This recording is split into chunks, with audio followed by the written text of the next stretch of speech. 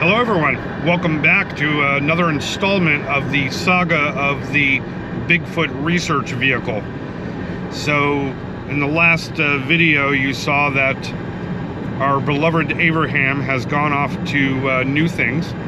Actually, update on him, the gentleman that purchased him sent me a video, and he's sitting inside of a garage right now undercover with a bunch of other really pretty cars.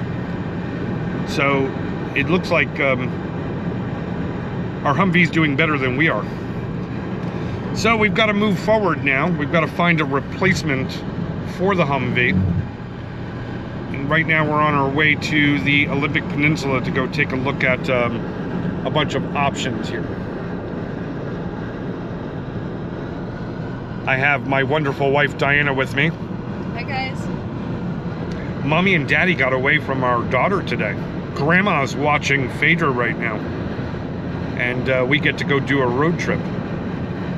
On a side note, anybody that's never been to the Olympic Peninsula, you need to take some time and go up there and drive around, look at the sights, do some shopping. It's an absolutely beautiful place. It's amazing. And today we've got this nice, sunny, beautiful day. Which means all of the sights and everything are going to be outstanding. Diana's never been to the Olympic Peninsula. Last time I was at the Olympic Peninsula, I was up at Crescent Lake. We were filming an episode of Finding Bigfoot, and that was the last time I was there. I can tell you that when I was driving through there, I almost went off the road a bunch of times.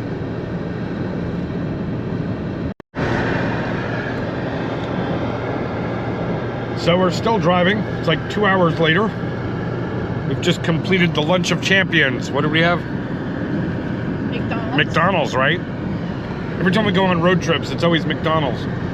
The sugar and naughtiness of McDonald's is what keeps you going when you're on the road. At least for me it is. But we are right now 52 minutes away from our destination.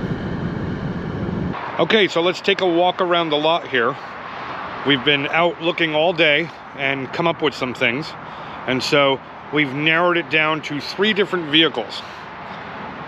Right? Yeah. And we have chosen one. So we'll find out. So the first one, I'm gonna walk over here.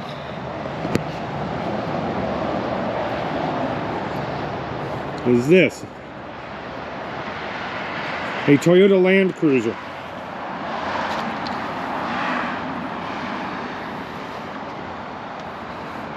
What do you think on the Land Cruiser? I like it. I don't know about that. You don't know about that? No. All right. So there's one.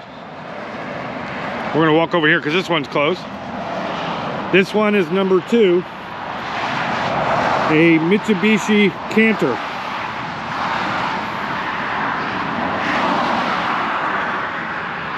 Four-wheel drive, lots of room. Sits kind of tall. A little bit rusty. I don't know. What do you think?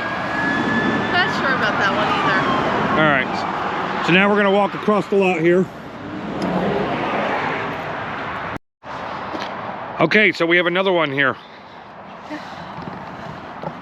And this is a Mazda Bongo. They call them the Mazda Bongo Brawny. I think this has good seating for the back. Nice flat roof. What do you think? Or you don't know? I'm not sure about that one yet. Okay. No. And then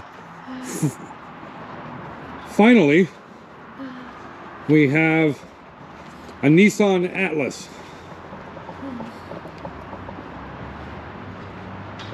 Again, more room in the cab, just like the other one. So, those are our choices. Which one are we going to choose? Do you have your thought? Uh-huh. You have your thought? Oh, yeah. All right. So we shall see when we get home. It is getting dark. So we're going to drive home.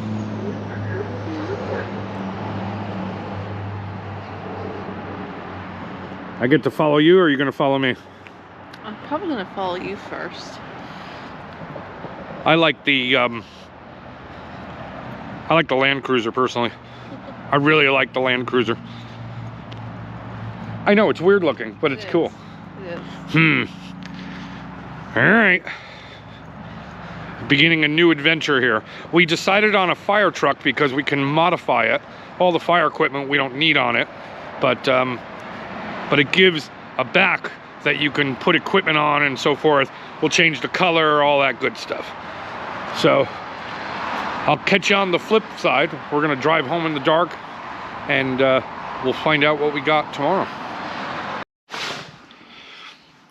This is the fun part of buying cars. See how hard they're working? By the way, for you guys that are out in Washington State, I'm gonna hold up this card right here. You wanna go to a really good place? For JDMs only. Right there. JDM car and motorcycle. You wanna get like really cool JDMs, the trucks and stuff like that? Come see these guys right here. And they'll take care of you. They're not gonna sell you garbage. Only the good stuff. Only the good stuff. Problem is, apparently we only get weird deals here, right? Yeah. This is and we always buy a new car at night. Did you ever notice that? We've never come home in the daytime. Well, did yours? We come home in the daytime? I came home in the daytime. All right, her Volvo, one car in like 30 years. We got it right. So we're gonna be coming home in the dark again. It's a tradition. You're gonna have to put the fire truck lights on. Right? I think Fader's gonna freak when we get home. Oh yeah, she's gonna love it. All right, we'll find out what happens tomorrow of what we chose. All right, it's the next day.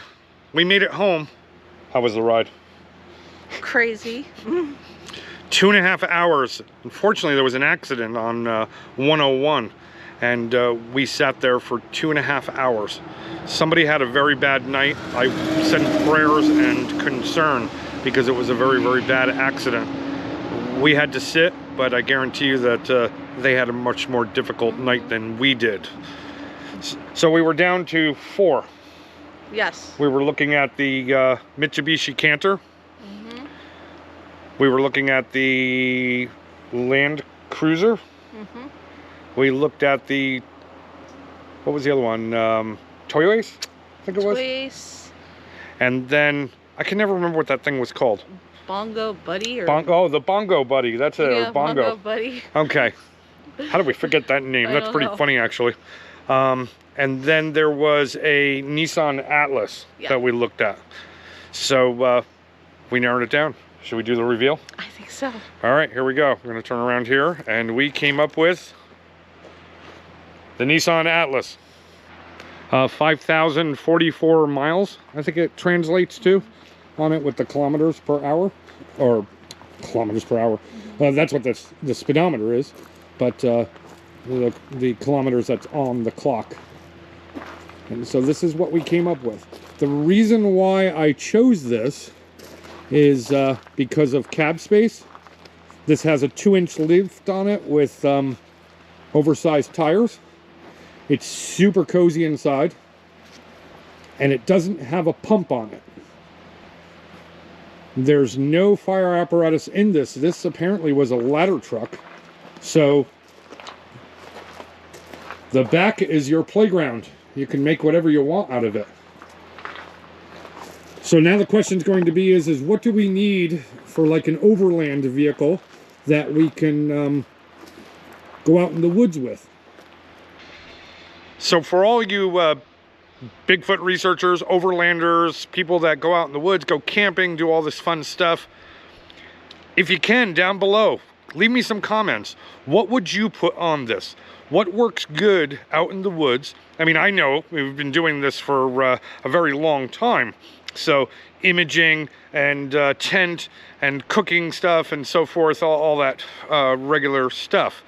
But if you had a wish list, a clean canvas to put whatever on it, maybe you'll think of something that I haven't. Or, for example, like with cooking, one of the things I was looking for is does anybody make a fold down like propane stove that could be mounted on the side of it? Lighting options, rack companies. So one of the things I'm thinking of doing is putting racks right here and storage boxes on the side. What companies should I look at? There's a lot of people watching that are going to have some really good ideas. As far as leading my team, I take suggestions from everybody because that's how you learn stuff. You get really good ideas. So any suggestions? But it's a good base to start from. I mean, you could put literally anything you wanted in here and it would fit. So let's look at the interior. We'll start with back seat first. So I'm going to stand in here right now. So as far as back seat, and Diana's right here with me, what did you think of the back seat on the Land Cruiser? I did not like it. It was too high and the guys would be crushed in it. So I said no on that. I sat in there. Too high for them. Yeah, I sat in there and my knees were like at my chin. I think Rob and Charlie, and if I had to put Jim back there, would probably wring my neck. It was small. However, I like the vehicle. Anybody out there looking for a JDM, go and look into the Toyota Land Cruiser fire truck. That was a really cool truck. If we were running two-man, I would have brought that thing home. It was awesome. And the engine, the diesel engine in it, it's a 4-cylinder, I think 3-liter, was it? I think so. Well, I think it was 3-liter. Can't remember. It sounded so beautiful when it was running. It was so smooth. But the back seat killed me. Now, as far as back seat, what are we looking at here? That's a back seat. So we have a nice back seat that we can put 3 people across. Seat belts for 3 people. Leg room. And you've got head space, so I don't have to worry about anybody hitting their heads. Now, a cool thing is that sometimes, like Colby and I will go out, Charlie and I will go out, Rob and I will go out, and we don't have anybody else with us. Dave Keeler, if we do something for the Mount St. Helens projects, it's only 2 guys in here.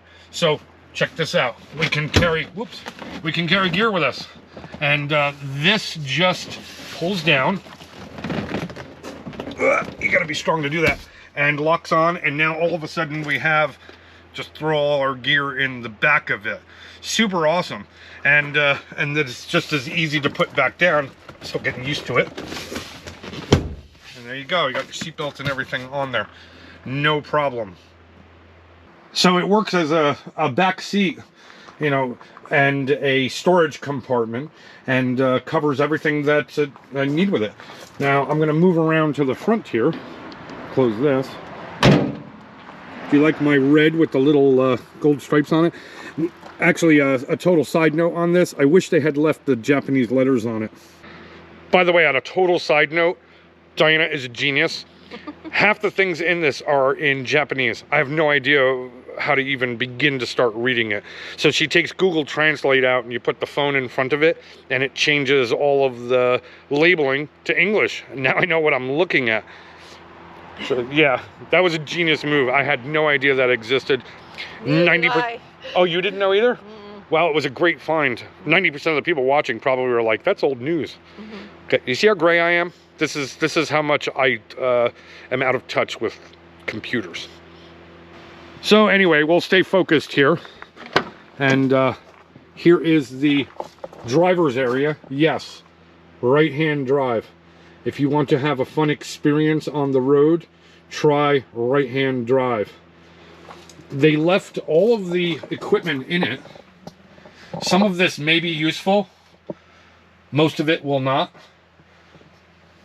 My daughter Phaedra is enjoying the whole fire truck experience, so until we figure out what we're going to do, I'm going to leave it as is. We have a power cutoff, which is really nice.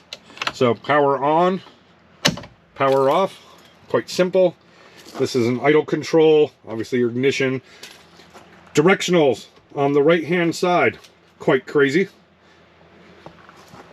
And this is your wipers. There's our dash.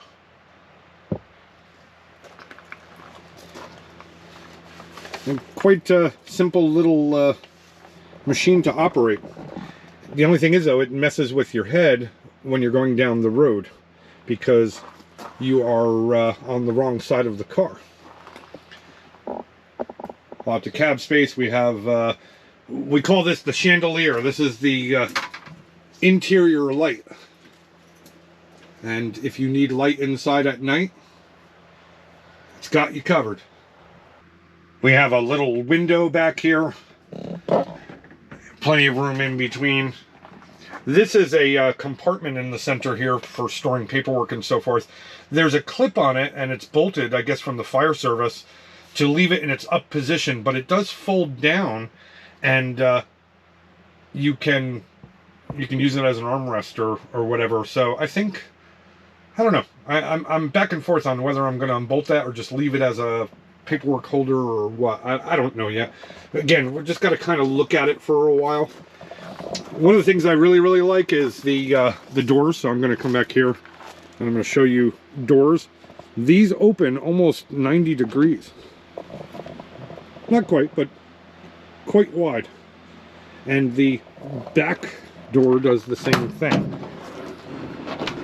So if you need to get something in there or someone, it is not a problem at this point. On the front we still have our emergency lights, my temporary plate, cool little I guess it's a lotus leaf in the middle, or a lotus flower, maybe, I don't know. What do you think that is? I would say it looks like a lotus. The emblem is cool. Yeah. A part of me wants to leave it. Yeah. However, on the flip side, we have a forward-mounted thermal imaging system, and I'm thinking that this bracket right here is probably perfect to mount a forward-looking thermal imaging system. Anybody disagree with that? I mean, that's the perfect place to put it. I mean, you don't have it sitting on the bumper or something like that. Fog lights, mirrors, wipers, Spider. a spider. Oh, there is a spider. And he's doing his job well. He caught something that would fly and annoy us. Sweet. On a side note, spiders are awesome. I don't like to touch them, but I leave them and move them and all of that. They do so much for us. If there were no spiders around, what would our life be like? Right? With all the ugly things that are flying around. Overhead lights. I'll just turn around. I'm going to keep going. We have our ID number up there. And cool speakers. Unfortunately, everything is disconnected right now. And I have no idea how to make it work again. Something is disconnected. All the wiring, everything is intact. There's just no power to it. And so I looked through. I don't know yet. You know what I'm going to do? I'm going to sick Charlie Bruner on it. Because I guarantee you that he'll get it working. Ooh, mail's coming. But yet other things work that don't make any sense. For example, we have this cool spotlight back here, and there's a little switch down here. And you just hit the switch and, oh, I have the power off. Oh my goodness, let's walk over here.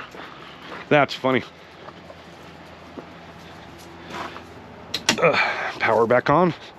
So we know now that the power cutoff works. All right, we'll try this again. There you go. So kind of neat, and it goes up through this little canvas up here.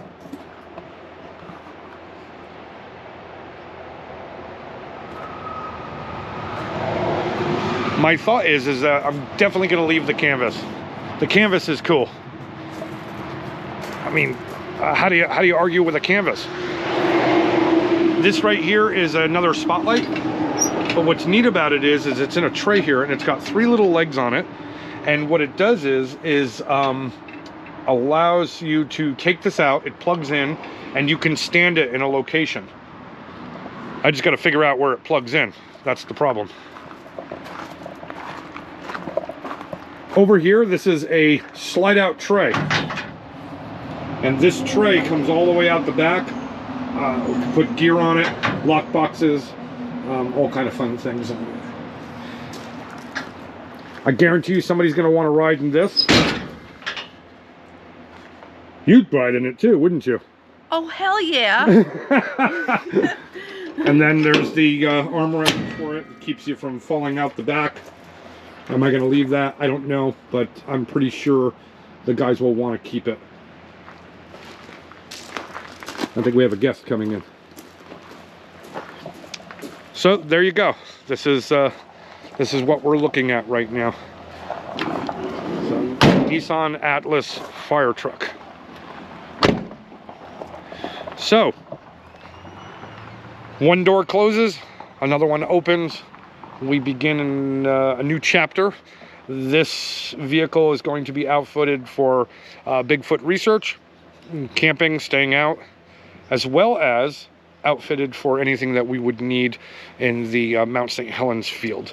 So it's kind of a little mini overlander, can go into spaces much smaller. It's not as fast as the Humvee. It doesn't have the power of the Humvee. It's definitely a different animal. However, cozy seats, it's got a stereo, it's got heat and all that good stuff in it.